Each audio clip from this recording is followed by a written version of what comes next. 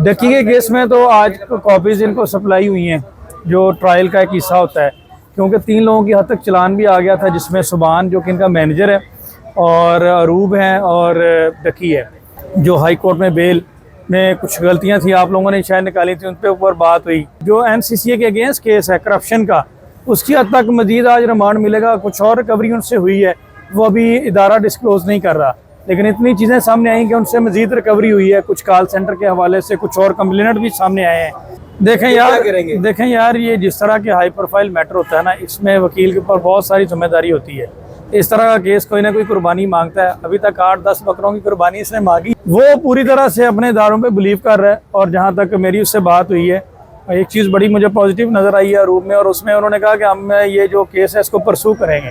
भाई देखें, हमने तो कभी ऐसी वकालत की नहीं, हम तो अदालतों में पेश होते हैं, हमें ये लेन देन के मामला का तजर्बा नहीं है, ना हमने कभी ऐसा काम किया है।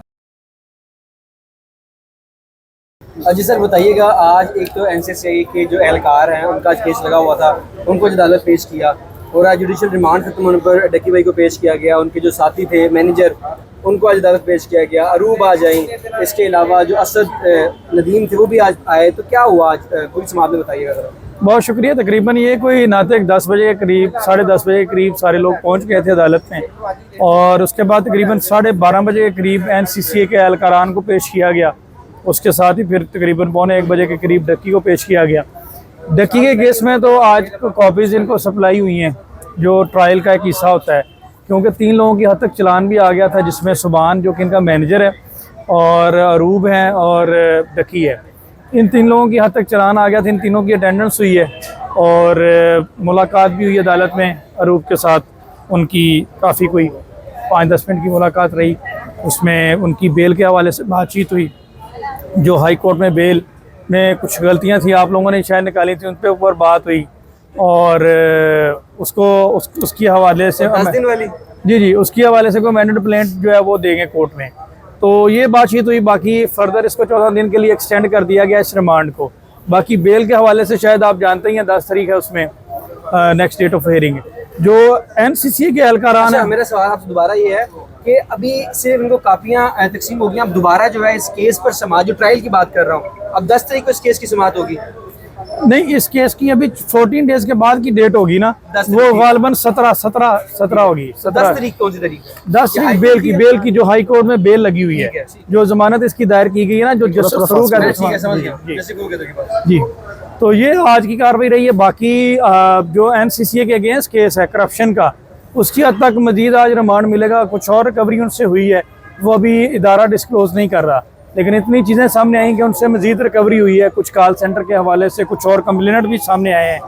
तो मजीद अभी उनका रिमांड जो है वो फर्दर एक्सटेंड होगा। 3 दिन तक मुझे लगता है कि मजीद रिमांड उनका मिलेगा। अरूब के साथ इस मुकदमे के हवाले से बात हुई, करप्शन के मुकदमे के हवाले से, तो वो बड़ा बोल्ड नज़र आई इस मामले में। उन्होंने कहा कि वो इस मुकदमे को परसू करेंगी और इस हवाले से इंशाल्लाह कल या परसों की डेट में अपना आने वाले वक्त में अपना स्टेटमेंट भी FIA को रिकॉर्ड करवाएंगी और अपनी तमाम एविडेंस जो उनके पास हैं वो भी उनके सामने रखेंगी। अच्छा, मेरा सवाल आपसे ये है, पिछली जब समाअत के ऊपर जब इनकी जो जमानत लगी हुई है अरूब जतोई की, मैंने वहाँ पर हसन ने सवाल किया था उनसे, अरूब जतोई से, क्या उस्मान मुश्ताक साहब इस केस को आगे लेके चलेंगे? उन्होंने कहा तो उस्मान मुश्ताक को कौन निकाल रहा है? फिर उसी के खिलाफ उन्होंने FIR में उनका नाम दर्ज करवा दिया। तो इस हवाले से क्या बात हुई आपकी? मेरी उनसे बात हुई थी, उन्होंने कहा हमें कुछ सर्कमस्टांसेस, कुछ चीज़ों के बारे में क्लैरिटी नहीं थी, हमें कुछ चीज़ों के बारे में बाद में जाके मालूमात में आई, जिसकी वजह से हमने ऐसा स्टेटमेंट दिया। बाकी उस्मान साहब की हद तक मैं सिर्फ यही कहूँगा कि देखें, उन्होंने काफ़ी इस केस में एफर्ट किए हैं। अब अंदर की कहानी क्या है इस पे मैं बेहतर है कि खामोश। रवि साहब, आपकी उनके साथ देखिए मुलाकात हुई है, घर वालों के साथ आपकी काफी बातें भी हुई हैं। उस्मान साहब एक लॉन्ग टर्म से उनके वकील रहे हैं और वो FIR में नामजद है, ये छोटी बात नहीं है। वही वकील जिसपे इतना ज्यादा ट्रस्ट था, उनके कहने पे वो चल रही थी। हम सवाल करते थे, वो कहते थे हमारे वकील बात करेंगे। अब वही वकील है जिनका उन्होंने नाम दे दिया कि जी 2 नंबरी की है। उमर भाई की बात में एक और एडिशन कर दूं, अब आप भी इस केस को देख रहे हैं, अगर आपके ऊपर FIR दे दी जाती है फिर देखें यार ये जिस तरह के हाई प्रोफाइल मैटर होता है ना, इसमें वकील के ऊपर बहुत सारी जिम्मेदारी होती है।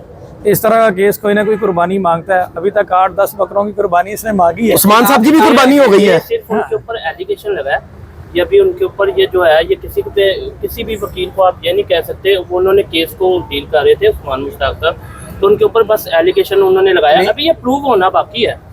इसमें एक मेरा सवाल आप उस्मान साहब का साथ दे रहे हैं कि आप डक्की फैमिली का साथ दे ऐसी रहे हैं? बात नहीं। मैं इसमें ये कहूँगा कि उस्मान साहब के ऊपर बहुत ज़्यादा तनकीद होती रही है।